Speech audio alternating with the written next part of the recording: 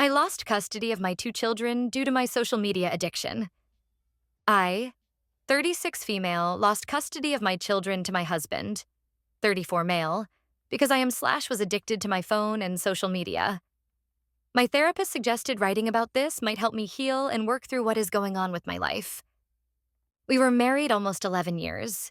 He first started saying something about my phone usage about 3 years ago. That led to a fight where I basically voiced all of my insecurities and blamed my phone usage on my husband. I told him that he didn't spend enough time with me. I told him that I knew he didn't find me attractive. I told him that I knew he settled. And it was his fault I used my phone because he didn't give me enough attention. That only made the problem worse because he was quick to point out all the times that we were supposed to be spending time together while I was actually just staring at my phone. So he started pausing movies and TV shows when I was looking at my phone. I would go upstairs to the bedroom and ask him to change the TV to something that I wanted to watch, and then I would immediately just stare at my phone. So he started staying downstairs until I was asleep. Each time I would get up to use the restroom at night, I would spend at least 10 minutes in the bathroom on my phone, and then I would get back into bed and look at it for another few minutes. I couldn't unload the dishwasher without looking at my phone more than a few times.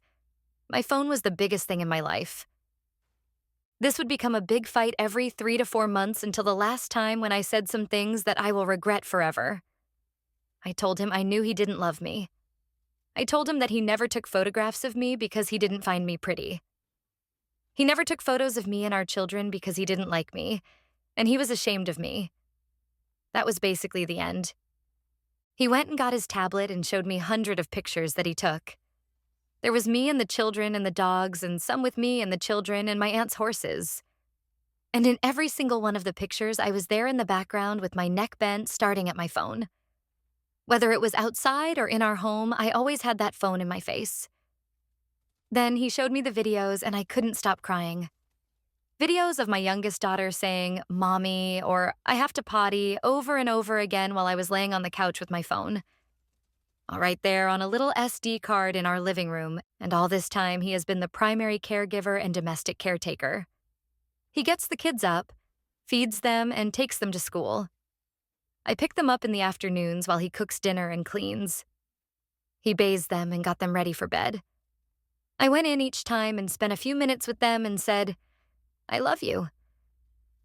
After the pictures and videos incident, things were calm for less than a month before we finally split. I called from work and asked him to make a specific dish for dinner. He said that he already had another dish planned and meat thawed, but I insisted, and he budged. He went to Fred Meyer's and got the groceries and made the meal. It was ready 5 minutes after I walked in the door with the kids. And then I sat on the toilet for 45 minutes with my phone, and when I came out, him and the kids were gone. The meal was on the stove cold. He didn't answer my call. He texted and said they would be at the library until it was time for bath. I got the papers 2 days later. Not going to go into all the details, but I'm sad.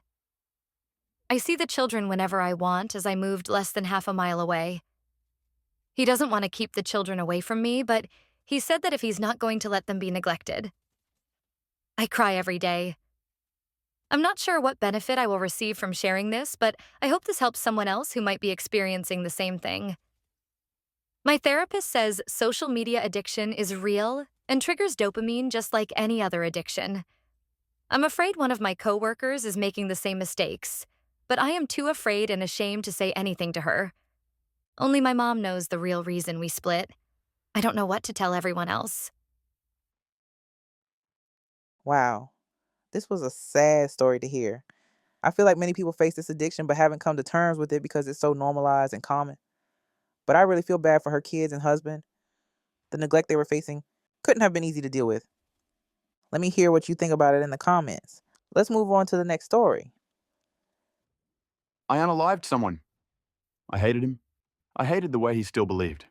Even when the world gave him nothing, he still clung to the idea that things would get better. That if he just worked hard enough, sacrificed enough, endured enough, life would eventually reward him.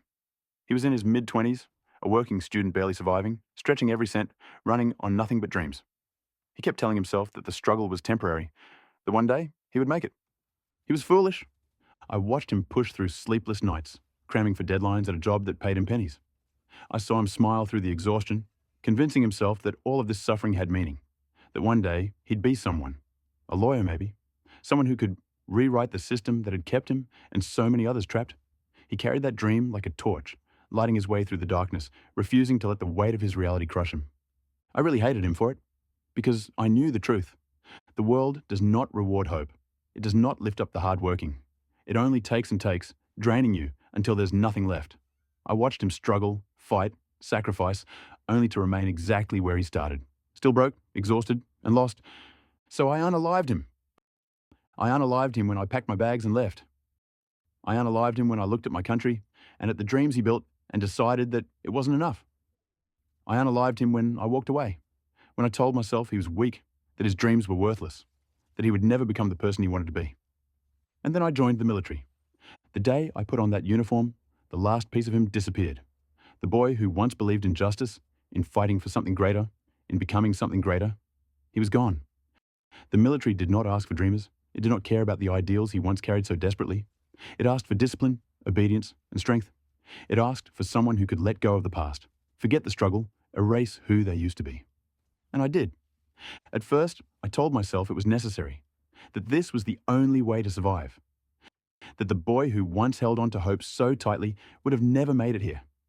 He was too soft, too naive, too trusting in a world that had already chewed him up and spit him out. I convinced myself that I had done the right thing, that the version of me who studied and worked so hard was never going to make it. But ghosts don't die so easily. He still lingers in the quiet moments. I hear him in my head, whispering about the life we left behind, the ambitions I abandoned. I see him in my reflection, in the parts of myself I no longer recognize. There are nights when I wake up gasping for air, the weight of his absence pressing down on my chest.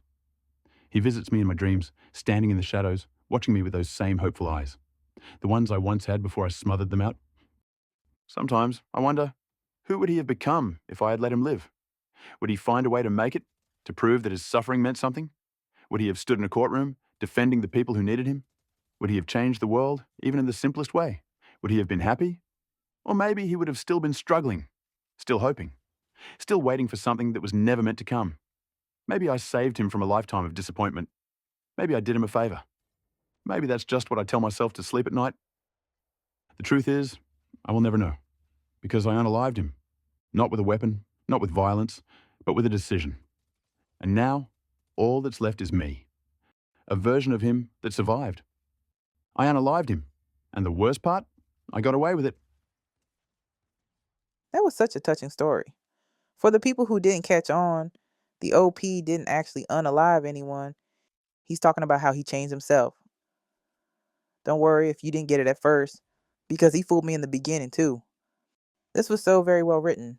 It gave me like a poetry vibe. 10 out of 10. Let me know in the comments if the OP fooled you too. Thank you for watching. If you haven't subscribed yet, please do so and hit the notification bell to see when we drop more stories.